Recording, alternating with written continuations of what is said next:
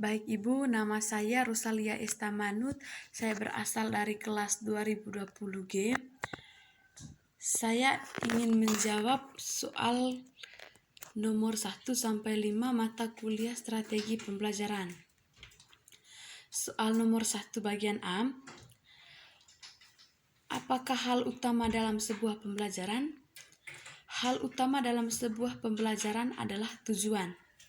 Agar guru dapat mencapai tujuan yang baik, guru harus menguasai segala teknik pembelajaran, metode pembelajaran, serta taktik dan pendekatan pembelajaran.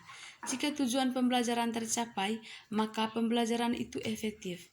Tetapi sebaliknya, jika pembelajaran itu tidak tercapai, maka pembelajaran itu tidak efektif. Sekian jawaban dari soal nomor 1 bagian A. Selanjutnya saya akan menjawab soal nomor 1 bagian B. Jelaskan konsep dan hakikat pembelajaran. Hakikat pembelajaran berdasarkan pada gambar. Strategi pembelajaran merupakan salah satu rencana yang dilakukan oleh guru secara cermat dan teliti untuk mencapai tujuan atau secara garis besar mengenai tindakan-tindakan yang dilakukan untuk mencapai suatu tujuan yang efektif. Sekian jawaban dari soal nomor 1 bagian B. Selanjutnya saya akan menjawab soal dari nomor 2 bagian A. Jelaskan pemahaman kamu tentang hakikat belajar mengajar. Hakikat belajar mengajar merupakan salah satu kegiatan interaksi atau hubungan timbal balik antara guru dengan siswa pada saat pembelajaran berlangsung. Sekian jawaban dari soal nomor 2 bagian A. Selanjutnya saya akan menjawab soal nomor 2 bagian B. Jelaskan klasifikasi strategi belajar mengajar. Klasifikasi yang digunakan dalam strategi pembelajaran yaitu yang pertama, dari segi pengaturan guru dan siswa dapat dibedakan. 1. Dari segi aturan guru, ada 2 macam pembelajaran yang dilakukan oleh seorang guru dan pengajaran yang dilakukan oleh sebuah tim. A. Dari tata tertib guru, ada 2 macam yaitu mengajar oleh guru dan mengajar secara tim. B. Dari segi hubungan antara guru dan siswa, ada 2 macam yaitu pengajaran dengan tatap muka guru dan siswa dan pengajaran dengan perantara media, baik media cetak maupun media visual. C. Dari segi siswa dapat dibedakan menjadi 3 yaitu yang pertama pengajaran klasikal atau dalam kelompok besar, yang kedua pengajaran dalam kelompok kecil, dan yang ketiga pengajaran perorangan. Yang kedua, dari segi struktur peristiwa, belajar mengajar dibedakan menjadi yang pertama, struktur belajar mengajar yang bersifat tertutup. Artinya, segala sesuatu yang ditemukan secara ketat sebelum kegiatan belajar mengajar berlangsung. Yang kedua, struktur belajar mengajar yang bersifat terbuka. Dalam arti tujuan khusus, materi, prosedur yang ditempuh ditentukan sementara pada saat kegiatan belajar mengajar berlangsung. Yang ketiga, dari segi peranan guru dan siswa dalam mengolah pesanan dapat dibedakan menjadi 2 yaitu yang pertama, strategi belajar mengajar ekspositorik, pengajaran yang menyampaikan pesan dalam keadaan telah siap, dalam arti telah diolah secara tuntas oleh guru sebelum disampaikan. Yang kedua, strategi belajar mengajar historik, dalam arti pengajaran yang mengharuskan siswa untuk mengolah pesan. Strategi historik yang akhir-akhir ini dikembangkan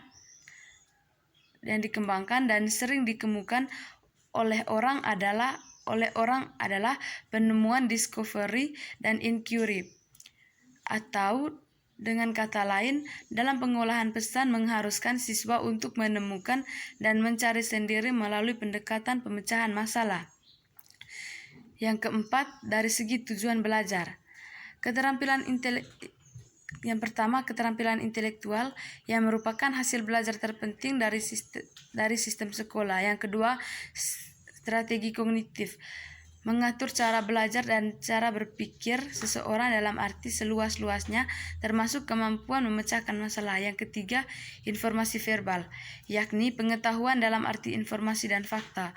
Yang berikut, keterampilan motorik, misalnya keterampilan menulis, mengetik, menggambar, menggunakan jangka, dan sebagainya. Yang berikut, sikap dan nilai yang dapat dilihat dari kecenderungan bertingkah laku terhadap orang, barang, atau kejadian. Sekian jawaban dari nomor 2 bagian B. Selanjutnya saya akan menjawab soal nomor 3. Sebut dan jelaskan macam-macam strategi pembelajaran. A. Strategi discovery learning. Strategi discovery learning adalah teori belajar yang didefinisikan sebagai proses pembelajaran yang terjadi bila pelajar tidak disajikan dengan pelajaran dalam bentuk finalnya, tetapi diharapkan mengorganisasi sendiri. Yang kedua, strategi inquiry learning. Strategi inquiry learning didefinisikan oleh Piaget sebagai pembelajaran yang mempersiapkan situasi bagi anak untuk melakukan eksperimen sendiri, dalam arti luas ingin melihat apa yang terjadi, ingin melakukan sesuatu, ingin menggunakan simbol-simbol dalam mencari jawaban atas pertanyaan sendiri, menghubungkan penemuan yang satu dengan penemuan yang lain, membandingkan apa yang ditemukan dengan apa yang ditemukan orang lain. Yang ketiga, strategi problem-based learning adalah metode pengajaran yang bercirikan adanya permasalahan nyata sebagai konteks untuk para peserta didik belajar berpikir kritis dan keterampilan memecahkan masalah dalam memperoleh pengetahuan. Yang keempat, strategi project-based learning adalah pembelajaran yang menggunakan proyek atau kegiatan sebagai media. Peserta didik melakukan eksplorasi, penilaian, interpretasi, sintesis, dan informasi untuk menghasilkan berbagai bentuk hasil belajar. Yang kelima, strategi scientific learning adalah proses pembelajaran yang dirancang sedemikian rupa agar peserta didik secara aktif mengkonstruksi konsep, hukum, atau prinsip, melakukan tahapan-tahapan mengenai untuk mengidentifikasi atau menemukan masalah, merumuskan masalah, mengajukan atau merumuskan hipotesis, mengumpulkan data dengan berbagai teknik, menganalisis data, menarik kesimpulan, dan mengkomunikasikan konsep, hukum, atau prinsip yang ditemukan. Sekian jawaban soal nomor 3. Selanjutnya saya akan menjawab soal nomor 4. Jelaskan kembali macam-macam strategi pembelajaran. Yang pertama, inquiry discovery approach. Dalam sistem belajar mengajar menggunakan pendekatan ini, guru menyajikan bahan atau materi pembelajaran tidak dalam bentuk yang final atau hasil akhir, tetapi para siswa atau peserta didik diberi kesempatan untuk mencari dan menemukan sendiri dengan menggunakan teknik pendekatan pemecahan masalah. B. Expository approach. Konsep pendekatan expository menekankan pada penyampaian informasi yang disampaikan sumber kepada warga belajar. Artinya, melalui pendekatan ini, guru dapat menyampaikan materi sampai tuntas. Pendekatan expository lebih tepat digunakan apabila jenis bahan belajar yang bersifat informatif, yaitu berupa konsep-konsep dan prinsip dasar yang perlu dipahami siswa secara pasti. Pendekatan ini juga dapat digunakan apabila jumlah warga belajar dalam pendekatan belajar itu relatif banyak. Dalam pendekatan expository ini, proses belajar mengajar dilakukan dengan jalan guru menyajikan bahan atau materi pelajaran dalam bentuk yang telah dipersiapkan secara rapi, sistematik, dan lengkap, sehingga para siswa tinggal menyimak dan mencermatinya secara tertib dan teratur.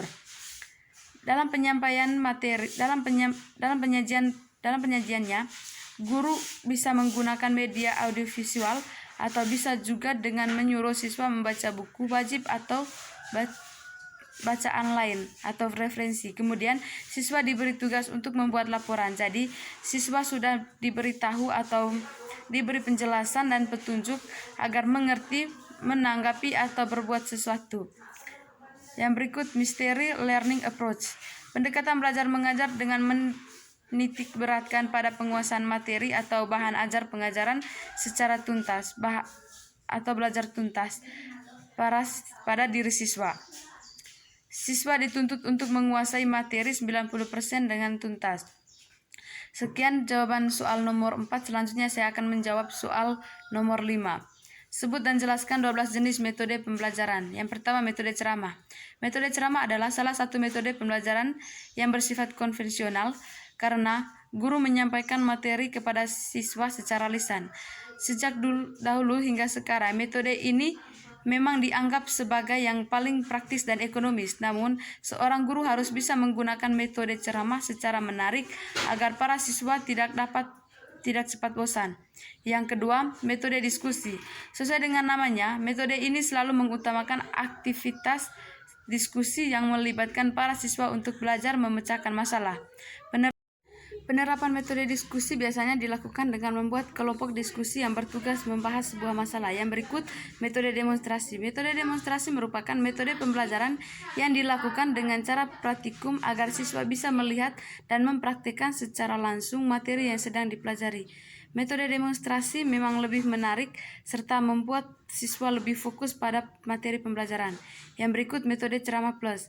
Metode ini sebetulnya mirip metode ceramah pada umumnya, tetapi untuk metode ceramah plus biasanya disertai metode lainnya.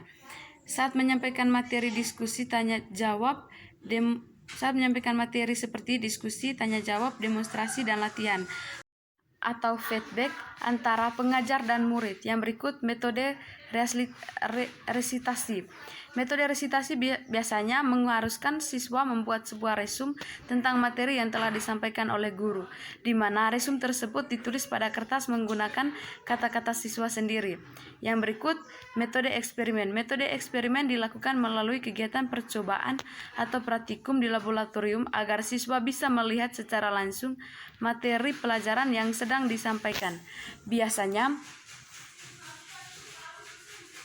dapat berupa ilmu pengetahuan alam atau sains dan sebagainya. Yang berikut, metode karya wisata. Metode ini menggunakan tempat atau lingkungan tertentu yang mempunyai sumber belajar untuk siswa. Namun, penerapan metode ini perlu memperoleh pengawasan secara langsung dari guru. Misalnya, museum atau alam. Yang berikut, metode latihan. Metode ini merupakan metode pembelajaran yang dilakukan dengan melatih keterampilan kepada siswa dengan merancang, memanfaatkan atau membuat sesuatu.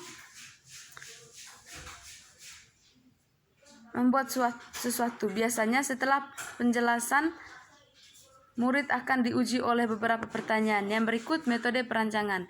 Pada metode ini, siswa akan dirancang agar mampu membuat sebuah proyek yang nantinya akan diteliti, dapat berupa perancangan, skema, data, grafik, dan lain-lain. Metode ini banyak digunakan juga pada program khususnya jurusan. Yang berikut, metode debat. Metode ini mengajak siswa untuk saling beradu argumentasi secara perorangan atau kelompok, tetapi debat tersebut dilakukan secara formal dan memiliki aturan tertentu untuk membahas dan mencari penyelesaian masalah. Yang berikut, metode mind mapping. Metode pembelajaran ini menerapkan cara berpikir secara runtut pada sebuah permasalahan, bagaimana terjadinya serta penjelasannya. Melalui metode ini, siswa bisa mengingat daya analisis serta berpikir kritis agar memahami masalah sejak awal sampai akhir. Demikian jawaban dari soal nomor 5.